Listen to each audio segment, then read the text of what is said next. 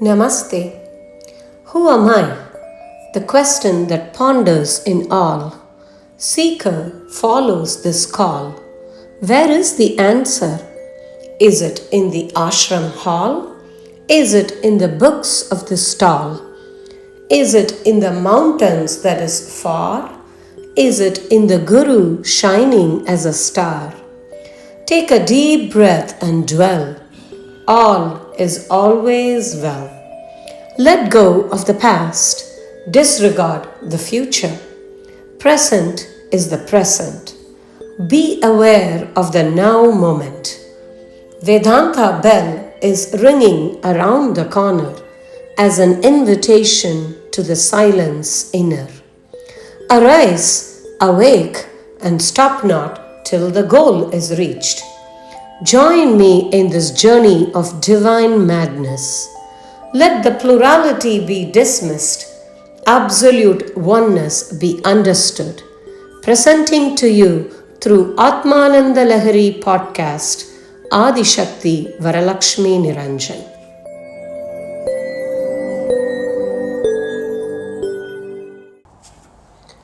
Om Sahana Vavatu Sahanau Bhunaktu Sahaviryam Karavavahai Tejasvinhavadhitamastu Mavat Vishavahai. Om Shanti Shanti Shanti. Shri Gurubhyo Namaha. We are now looking at Atharvaśīrṣa Upanishad. Last episode, we kind of talked a little bit about the Gunatrayatitaha, that verse. I would like to dwell a little bit on it more and before we proceed to the next verse. The Upanishad talks about like this: Tvam Gunatrayatitaha, Tvam Avastatrayatitaha, Tvam Dehatrayatitaha, Tvam Kalatrayatitaha.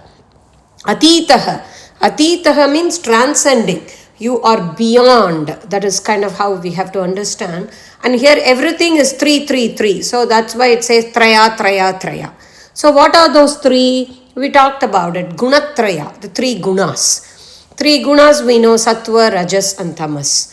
These are the primary colors of Maya, right? She kind of, the tapestry, the painting, the beautiful painting of Jagat is painted with these three colors. They are in varying shades. And what we have to know is, if either of these guna, any of these guna is manifesting either in you or as somebody else, like your neighbor, your spouse, your child, your family member, your teacher, your co-worker, you have to know this is Maya, not the true person. That's why this is important. When we talk about here as Ganesha as Gunatraya Atitaha, when you are in the duality mode and you want to keep Ganesha, keep Ishvara, Brahman as in the altar, you can say Tvam. But the truth is, you as this Brahman living here now, you are transcended. You have transcended already all these three gunas. That is why we have to understand. When you are in the non-dual Advaita text, everything we refer as Tvam, Tvam, Tvam applies not only to the Bhagavan in the altar, but applies to the fingers that is pointing towards you. So for me, I have to say, I am Gunatrayatitaha. And then you can say yourself the same. The same as the next Atitaha, Trayatitaha, Avastatraya. What is this three avastha, three states? What are they? Waking state, sleeping and dreaming. All the three states occur. But who actually remembers all the three states? It's the Brahman. So the Brahman, the Turiya, knows all the three states. And all the three states occurs because of the Brahman. But because that Brahman exists, you are able to actually wake up from sleep and say, I slept. Who's the one saying, I slept? Because when you are sleeping, you don't know that you are sleeping. Everybody else around you knows, but you don't know. Only when you wake up, you know I slept, right? That is the same here. So that I is beyond all these three states. Even though this is a prayer, here it says Ganesha, again we have to remember in Advaita that Tvam refers to the Brahman inside.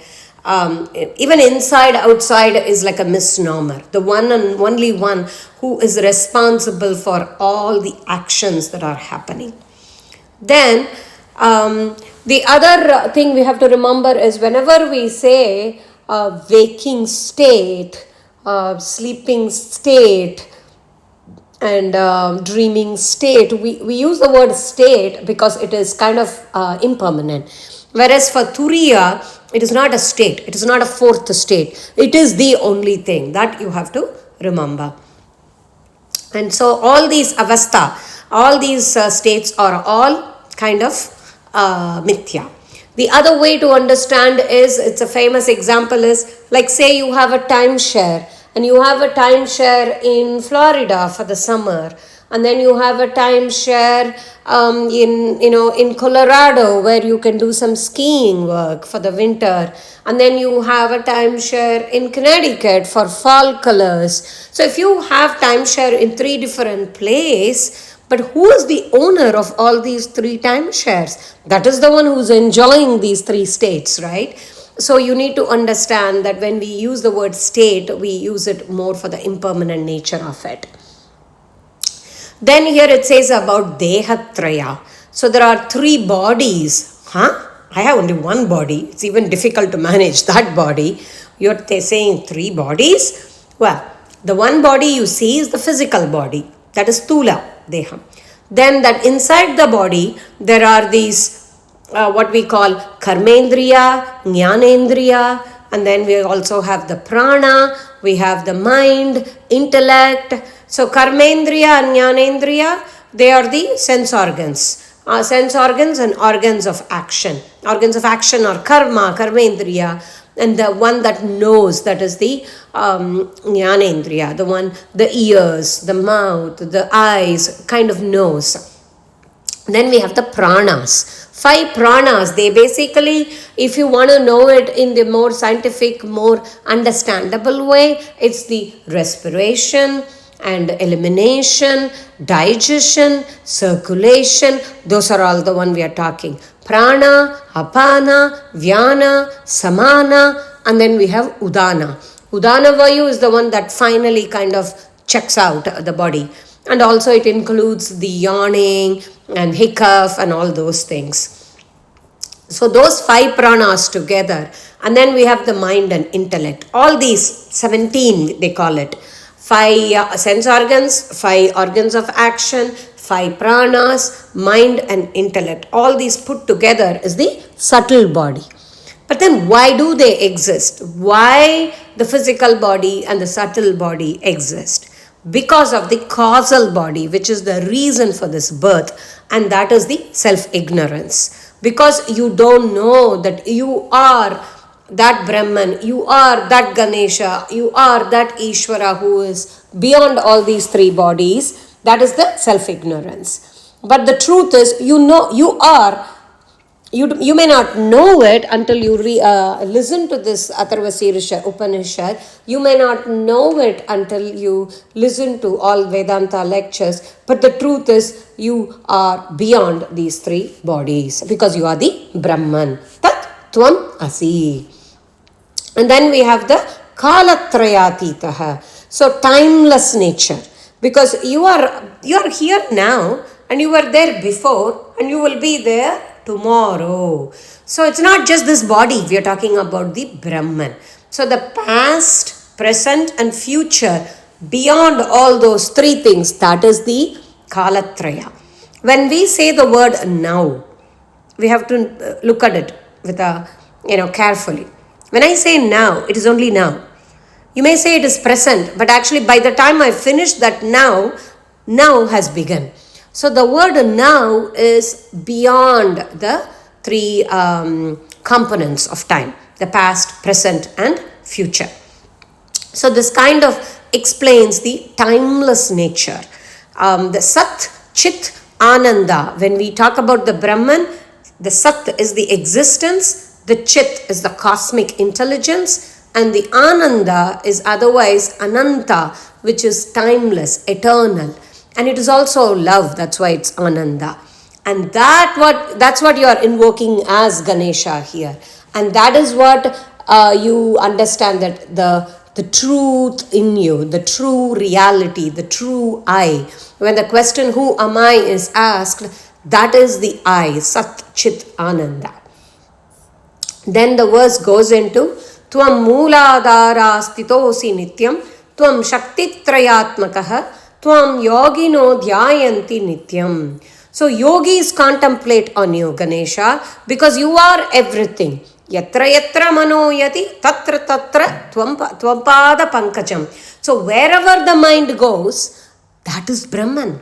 Wherever, something is light up, that is the Brahman. And that is you. That is your lotus feet is what, lit. Because here we have to understand the differences, the subject and object. We have to transcend that. There's no duality here. So when I see the body, there is the body and the I, right? And then how do I do that? Using the eyes, which are my vision, right? So when you say that way, there are three things. I, and then the eyes, like the E-Y-E as eyes, and then the body, right? We have to transcend all and then go to that Sat Chit Ananda. Because of that I in me, the Sat Chit Ananda, the eyes are evident, the body is evident, the world is evident. So the thinker, when you talk about the thoughts, who is the thinker? Where are the thoughts coming from? So you are transcending the thoughts. The thoughts come and the thoughts go. I am able to watch the thought. So there is an I in me. When I sit in meditation, I know this random thought is coming. I shouldn't be thinking about cooking. I am doing this podcast. Oh, that thought is coming. I am able to see it. So there is an I in me which is able to kind of visualize or see, for lack of better word, I'm saying the thought. So that's what the yogis know, and they contemplate on you. On you means the Brahman. And then we have, let's look at the Tvam Mooladhara Stitosi Nityam. So you always abide in the Mooladhara. Mooladhara chakra, if you look at the yoga ritual, and the Mooladhara chakra is kind of devoted or denotes Ganesha. Basically, it removes all the obstacles. And then there is a word about Shakti. We talked about all threes, right? Here it says Shaktitrayatmakaha. What are the three Shaktis? Ichha Shakti, Kriya Shakti, Jnana Shakti, right? There is initially that desire comes, I have to do this. And then I need to know how to do it. So that is the Jnana Shakti. And then Kriya Shakti, I have to do it. I can't just say, oh, I like to eat kheer. Kheer kayenge, you can't do kheer, right? Now you need to know how to make the kheer, and then you have to eat the kheer. Then only you will know. So all these three together is you. How I know or understand how to make kheer, or how the desire to eat kheer comes, and then how am I eating? All these processes because of you. So the willpower, the power of action, power of knowledge, everything is because of you, because you are the essence of the entire existence, entire consciousness. And so yogis meditate on you. Then comes Tvam Brahma, Tvam Vishnus, Tvam Rudras, Tvam Indras, Tvam. So here you are going to refer Ganesha as everybody. The Brahma, Vishnu. Why? The ultimate creator is you. The ultimate sustainer is you, and the one who destroys, Rudra, is you. So we can actually put it in the Advaita lens and say, okay, now we just talked about making kheer, right? I create the desire to make or to eat kheer, and then I sustain that desire, and then once kheer is done, or I'll say, oh, I shouldn't eat kheer, my blood sugar will go up. Whatever you decide, the buddhi decides. and I make the decision not to make kheer, so I resolve that desire too. So everything is in me. The desire is coming, and I watch the desire, I allow it to remain in me as long as I want, and then I can resolve it too.